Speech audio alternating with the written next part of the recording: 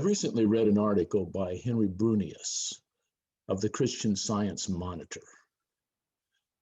Biden, Warnock, and the Rise of the Liberal Christian. Brunius notes a resurgence of Protestant and Catholic liberalism over the past few years. While recognizing and affirming religious pluralism, liberal Christians are bringing faith back to politics in the form of a new social gospel movement. In light of the disastrous marriage of conservative Christianity and Trumpism, characterized by polarization, demonization of opponents, white exceptionalism, science denial, Christian nationalism, and denial of human rights for the LGBTQ community, liberal Christians have taken up the cause of justice, peace, earth care, and a new civility. Much of this is theologically grounded in the recognition that faith involves social transformation as well as personal salvation.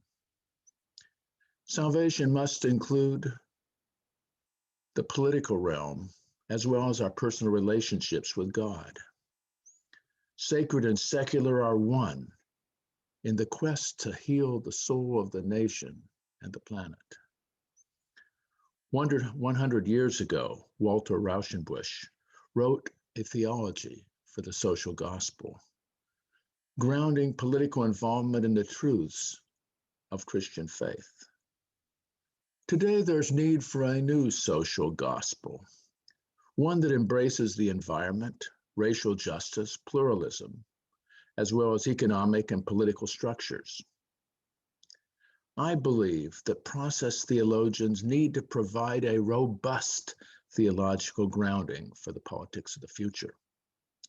Not bound to Christianity alone, process theology's centered pluralism speaks to the challenges of our time.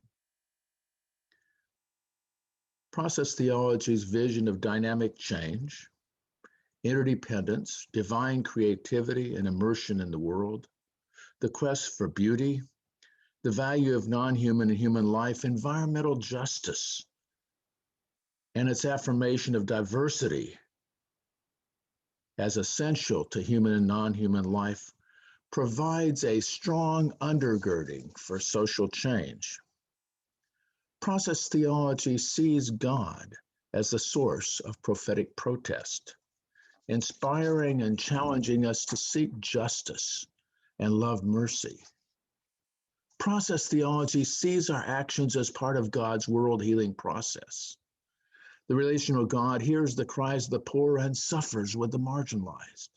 The creative, responsive God challenges us to be companions in the quest for justice and the embodiment of the moral and spiritual arcs of history in daily life and political decision-making.